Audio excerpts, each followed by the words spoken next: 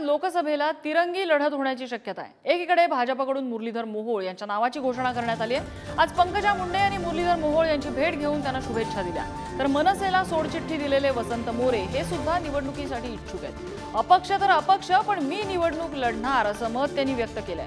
महाविकास आघाडीकडून रवींद्र धंगेकर यांचं नाव मोठ्या प्रमाणात चर्चेत आहे। मनसेला सोडचिठ्ठी दिल्यानंतर वसंत मोरे यांनी शरद पवारांची भेट घेतली आणि त्यांच्या प्रवेशाच्या चर्चा सुद्धा रंगलेल्या आहेत, परंतु अद्याप तशा काही हालचाली दिसत नाहीयेत। पुण्यात एकतर्फी निवडणूक होणार नाही अशी फेसबुक पोस्ट सुद्धा वसंत मोरे यांनी केली आणि त्यामुळे पुण्यातली निवडणूक तिरंगी आणि चुरशीची होण्याची शक्यता वाढलेली आहे। वसंत मोरे निवडणूक लढण्यावर ठाम आहेत, तर इकडे पंकजा मुंडेंनी मुरलीधर मोहोळ यांना शुभेच्छा दिलेल्या आहेत। धंगेकरांना उमेदवारी मिळतीये, तुम्ही इच्छुक होता, कसं पाहता? एकंदरीत आहे मी मैदान सोडलेलं नाही, सोडणार पण नाही। मात्र महाविकास आघाडीची धंगेकरांना उमेदवारी निश्चित होती। अभिनंदन त्यांचं।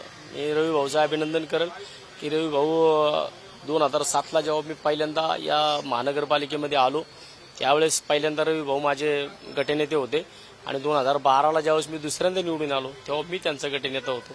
त्यामुळे आम्ही काय म्हणतात नाही ते ताटातलं वाटीत आणि वाटीतलं ताटात असं होण्याची शक्यता आहे। तुम्ही म्हणताय मी इच्छुक आहे, मग आता अपक्ष लढणार? 100%। मी ज्या विषयासाठी अट्टहास केला त्या विषयाशी मी ठाम आहे। मुंडे साहेबांच्या अत्यंत जवळचे मुरली मोहोळ आहेत म्हणून मी त्यांना शुभेच्छा देण्यासाठी खास आलेली आहे।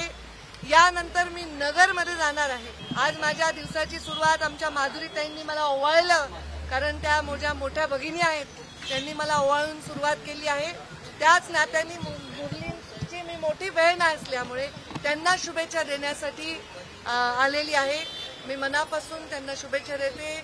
ईश्वर करो त्यांना मोठा विजय प्राप्त हो आणि या पुण्याच्या सेवेसाठी एक हक्काचा खासदार म्हणून त्यांनी दिल्लीमध्ये जावं, यासाठी मी त्यांना शुभेच्छा